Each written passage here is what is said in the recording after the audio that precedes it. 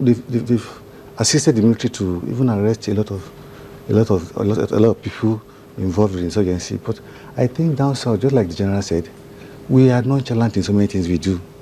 You know, if you know a kidnapper, you know someone is a kidnapper, maybe down south, you don't care. You are scared of going to confront him or reporting to the police because you are scared that maybe there might be a backlash. A backlash, yeah, absolutely. And then eventually the family will run into problem. I used to be recruitment of secretary for a recruitment board in the Northeast Zone. The army had we had a recruitment for the Northeast Zone. We had 6 zones. We have 6 zones. So we used to have the recruitment was entirely for the Northeast Zone, for where I was. And then we sent some of our boys that did not perform very well. So we sent them back home, back to Maiduguri. Immediately they go back to Maiduguri, they were slaughtered. Why were they slaughtered? Because people already had information that they were going to join the army. Yes, so what we now told the other ones to do is that once you are going back home, don't let anybody know, dress up in mufti. Don't dress up the way you came for the recruitment exercise. The way you get back home, don't let anybody know that you have anything to do with the recruitment process. And that's how we got a lot of them sanitized. You know, we started passing information around them. Because what we were doing even in the north was that if they know you have somebody in the military, they could go to your house and kill everybody there. You know, and then there are so many things that they were doing against even us that was very bad. So a lot of even our colleagues were scared of going back home.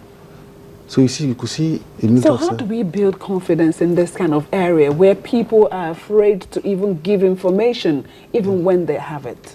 Yeah, what we like I said, what we could do is to constantly discuss with the people. Is it now discussing going back to the people, or you know? We can use the National Security Agency to continue to discuss with people. It's a continuous thing. But unfortunately, what I also learned about this insurgency challenge is that they pay money too. They pay money to get information.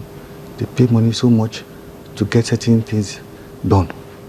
So a man that comes to give you big money, it is quite difficult. So there's so much you have to do. I think it's a continuous, it has to be a holistic thing. Both, especially in the north, where we have the terrorist attacks, we have to constantly talk to our people, talk to them. You know, we don't have to neglect them. If you look at the way the landmass in the north is quite large, and then most of those places don't have government presence. The local government chairman you may not see him for a long time, except maybe he comes to collect allocation. So in that kind of situation, if a terrorist comes and offers you money, you might sell out to your neighbor. Exactly. So we should, it's a constant, the government presence should be everywhere. And then while our troops are deployed on the ground, we should also make sure we have, you know, get to talking to people, let them have the confidence of the people, of our troops. Let the masses, let the common man know that the soldiers are there to protect them, that they are not their enemy. And the police also, the other security agencies are there to protect them. So when they have any information, any slight information, they can easily report to the... General, we're staying with this issue of awareness and getting the citizens involved. Somehow, I was in Maiduguri at one time, and we went to a community with the military. And when we came into that community, it was as if there was a party. The entire community gathered, the rejoicing and all of that, because they had been liberated from the clutches of the insurgent. But at the end of the day, what the Major has said here was one of the things we heard there, that some of them, members of the community, were given money to sell out themselves.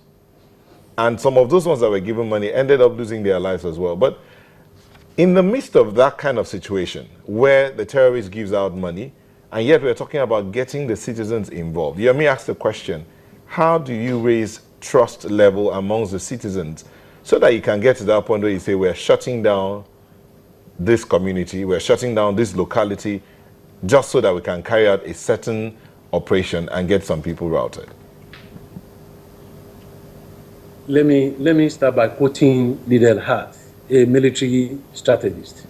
He said, the loss of hope and not the loss of human beings is the main factor that wins wars.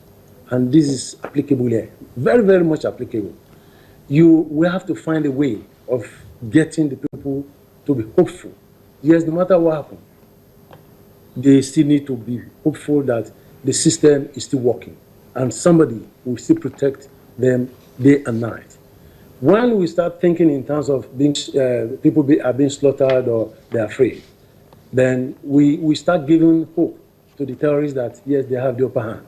We need to give the hope to the locals to make them believe that, yes, the system is working. We can get information through a lot of means. The average man on the street in the Northeast, Northwest, North Central, in the North generally, has the belief in radio.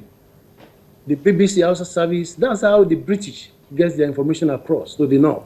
You'll be surprised the amount of information that's available to the common man in the street. So we need to use the media a lot. We need to get the media involved. They should not stand aloof and believe, oh, it's the military against these guys. No, it's everybody's responsibility. The village heads are there. One way or the other, people have leadership role to play. We can still use them. Like you said, the JTF, the Civilian Joint Task Force, or whatever they call themselves, in the Northeast, have been doing so much about this. They've been assisting the military. But we need to imbibe more across the nation, not only in the Northeast, in virtually all corners of Nigeria. And a specific efforts must be put in place to ensure that, one, you win the hearts and minds of the locals, of the community. Two, you reinforce the loyalists. And three, you degrade the adversary. That is the essence of the information. We have to seriously plan our information operation. And that is what is a little bit lacking. That's what I want the military to really look at seriously. The information operation is the essence now. And that's what Boko Haram is doing. They have so much to do, and they've been doing so much. Don't be surprised that part of the story that 105 or 110 soldiers were missing in the Northeast is part of the information strategy they've adopted. If not, how can 100 soldiers be missing? And people are saying, oh, these guys have been kidnapped.